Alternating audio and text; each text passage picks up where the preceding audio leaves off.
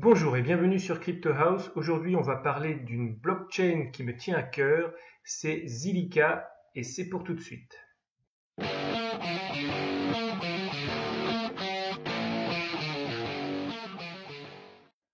Zilliqa fait partie des demandes que certains auditeurs ont fait pour que je fasse une revue. C'est aussi une blockchain que je suis depuis déjà quelques semaines et qui a réussi à se positionner dans le top 50 très rapidement.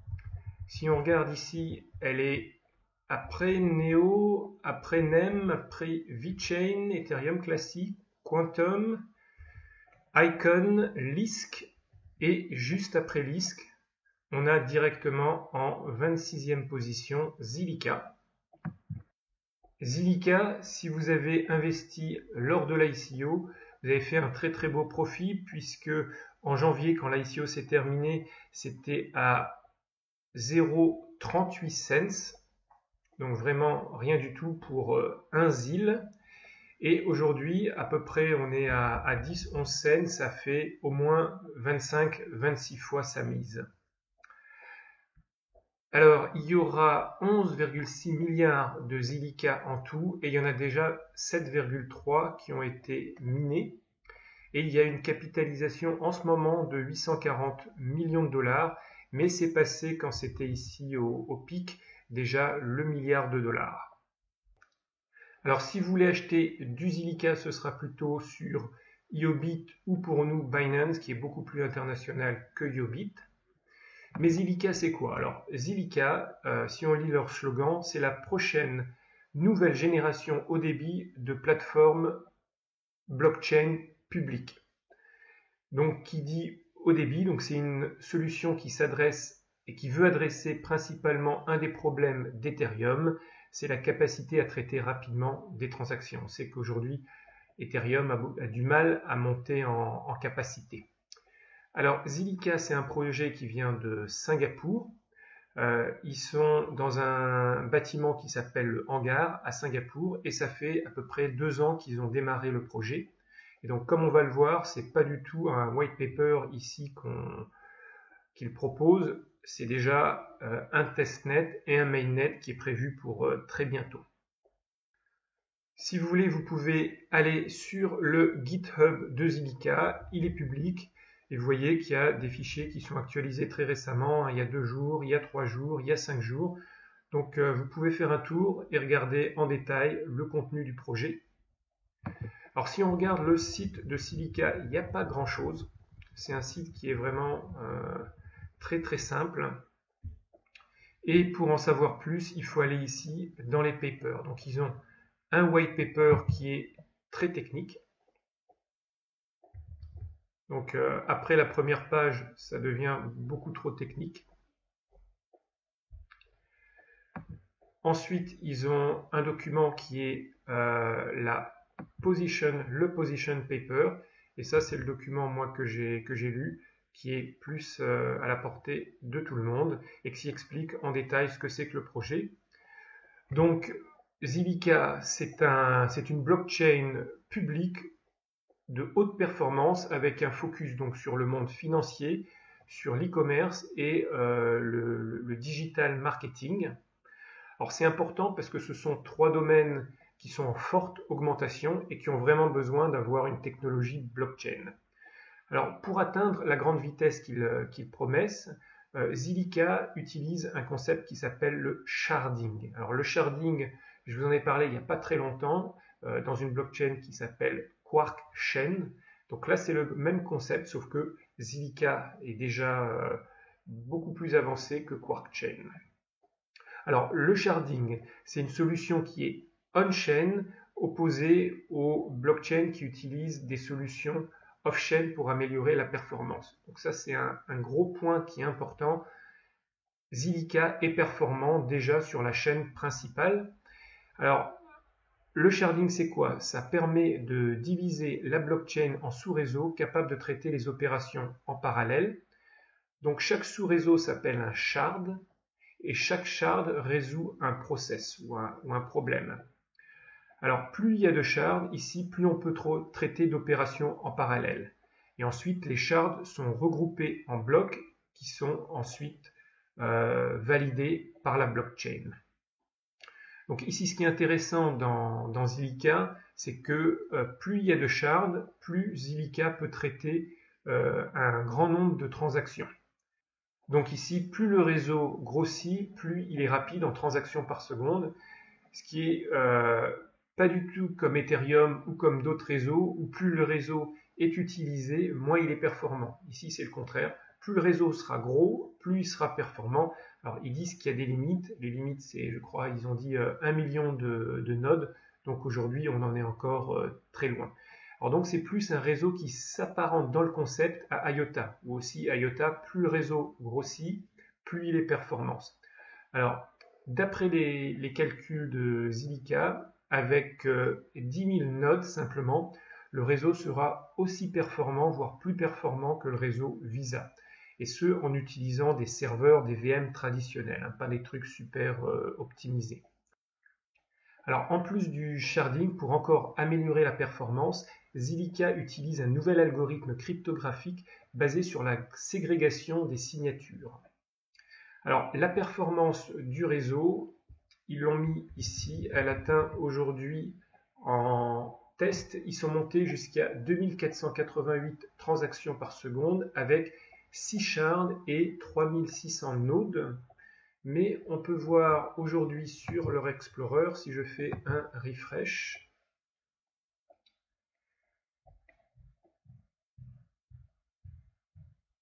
voilà, qui sont en ce moment à 28 transactions par seconde. Hier, j'avais regardé, ils étaient à un peu plus de 100 transactions par seconde, donc ça évolue. Et on voit ici les derniers blocs. Donc ça, c'est avec l'Explorer de blocs. Je mettrai le lien dans la description. Alors Zilliqa a choisi le Proof of Work, mais pas d'une façon traditionnelle, parce que le Proof of Work, ici, il ne réalise pas directement le consensus des blocs. Le Proof of Work, il sert d'abord à établir l'identité, ensuite à garantir la sécurité et à réaliser le sharding. Et le consensus, lui, il est obtenu après que l'identité ait été établie, et ce sur plusieurs blocs. Donc le consensus n'est pas réalisé à chaque bloc, et il n'est pas non plus réalisé par chaque mineur. Alors, ces micro-blocs que les mineurs minent vont d'abord donner une première confirmation, donc pour avoir rapidement la confirmation de la transaction, mais la confirmation finale intervient qu'après 2 minutes sur le bloc quand il est consolidé sur la blockchain. Alors, le protocole du consensus est de type Byzantine Fault Tolerance. C'est exactement ce que Neo et Hyperledger utilisent aussi. Donc, ce n'est pas quelque chose de nouveau, c'est quelque chose qui est prouvé. Alors, ce qui est intéressant avec ce concept de Proof of Work, Zilliqa donc, prétend que le coût du Proof of Work peut aller jusqu'à 10 fois moins que celui d'Ethereum. Ça, c'est quand même un facteur important. Le minage de Zilliqa se fait soit avec un CPU, soit avec un GPU. Alors j'imagine que le CPU va être utilisable et intéressant surtout au début, quand la mainnet sera lancée. Donc si vous avez envie de miner Zilliqa avec le CPU, il faudra le faire vite, tout au début, puis après il faudra passer rapidement avec un GPU qui sera beaucoup plus performant. Et donc c'est peut-être une occasion à pas manquer, parce que normalement tous les coins vont être minés, si j'ai bien compris, d'ici 4 ans. Alors, autre chose d'important à signaler, c'est que pour bénéficier de toutes les fonctionnalités de la blockchain, au niveau des smart contracts, Zilliqa a développé un nouveau langage de programmation qui s'appelle Scala. Et donc, ça vient directement en compétition avec Ethereum et Solidity. Donc là, les développeurs vont devoir apprendre un nouveau langage, ce qui est peut-être quelque chose d'un petit peu négatif par rapport à d'autres blockchains qui utilisent des langages de programmation beaucoup plus communs. Alors, en plus de l'Explorer que je vous ai montré, ici, il y a un wallet que vous pouvez tester. Alors, c'est un wallet qui n'est pas sur le mainnet, qui est sur le testnet, mais vous pouvez le tester, récupérer une clé publique, une clé privée, car le mainnet n'est pas encore lancé. Attaquons-nous maintenant à l'équipe, et ici, c'est comme on dit en anglais, une Dream Team. Ils ont tous des doctorats, c'est tous des têtes. Alors, on va commencer par leur CEO, Xin Shu. Alors Xin Shu, c'est un scientifique dans le domaine de la blockchain. Il a aussi travaillé sur plusieurs projets dans la sécurité des systèmes d'information au niveau national à Singapour. Plus récemment, il a dirigé un projet blockchain qui s'appelle Anquan, une blockchain propriétaire pour les applications financières et de e-commerce, et c'est lui qui dirige l'équipe des développeurs de Zilliqa. Ensuite, on a Pratik, qui lui a un doctorat en informatique à l'université américaine de Berkeley, et c'est un professeur en informatique à l'université de Singapour. Il travaille dans le domaine de la sécurité et de la blockchain, et ses recherches lui ont permis de gagner plusieurs prix en 2017. Ensuite, on a Yao Qi, qui est donc le Head of Technology dans le projet. Il a aussi un doctorat en informatique, lui, à l'université de Singapour. Ses recherches sont dans la sécurité contre les spams, la sécurité des réseaux, les systèmes distribués et la cryptographie. Et son travail sur le consensus et l'anonymité dans les systèmes peer-to-peer ont été publiés lors de grandes conférences, et ça a été reçu, ces recherches, auprès de grandes sociétés comme Google et Apple notamment. On va terminer avec Amrit. Amrit, il a un diplôme d'ingénieur chez nous en France à Polytechnique et un doctorat à l'université de Grenoble. Et on va s'arrêter là parce que la liste continue et ils sont tous aussi qualifiés ou presque. Le roadmap. Alors, on va démarrer ici, nous, en mars, où il y a eu le lancement du testnet. Ensuite, Q2, donc avant la fin juin, il y aura le testnet version 2. Et pendant l'été, Q3, il y aura le lancement du mainnet. Et il y aura certainement une appréciation du token avec le lancement du mainnet. Et Q4, et donc il y aura leur concept, je pense que c'est le smart contract qui s'appelle Onshore, qui permettra de réaliser les applications décentralisées. Ensuite, il y a d'autres développements de prévus. Donc, sur leur paper ici, ils parlent notamment du S-Proof of Stake, donc le Secure Proof of Stake. Ensuite, ils parlent aussi d'un nouveau type de stockage pour réduire la taille du stockage qui s'appelle ici le pruning. Et quelque chose de très important, c'est qu'il y aura un support cross-chain, parce qu'on sait que dans le futur, toutes ces blockchains vont devoir, elles ne seront pas isolées, elles vont devoir parler entre elles, et donc le concept du cross-chain, c'est très important. Donc ça, c'est, je pense, pour 2019 et après. Alors, si on regarde maintenant la communauté, alors ils ont Twitter, ils ont Reddit, ils ont ici c'est leur adresse email pour pouvoir dialoguer avec eux. Ici je ne sais pas ce que c'est, invitezilliqa.com, on peut ouvrir. Ils ont YouTube, ils ont Telegram et ils ont GitHub. Alors invite, tiens, ça fonctionne pas. Alors on va aller ici sur leur Twitter, je fais un refresh. Et ils ont donc 41 700 membres, ce qui commence quand même à grossir. Quand on se rapproche des 50 000, c'est déjà une belle communauté et on voit que c'est un Twitter qui est très animé. Moi j'aime bien en général suivre Twitter, c'est mon média privilégié pour suivre les infos sur les coins. Alors ils ont aussi un blog qui est assez intéressant, donc je vous recommande de lire aussi les articles du blog si le projet vous intéresse. Alors, on voit aussi sur leur site qu'il y a des investisseurs. Donc, il y a pas mal de sociétés capital risque qui ont investi dans le projet. Donc, ça, c'est plutôt bien. Alors, en termes de concurrents, on voit qu'il y a beaucoup de concurrents. Les plateformes distribuées aujourd'hui, ça commence un peu à courir les rues. Dans le top 50, déjà, on a vu tout à l'heure qu'il y en a beaucoup.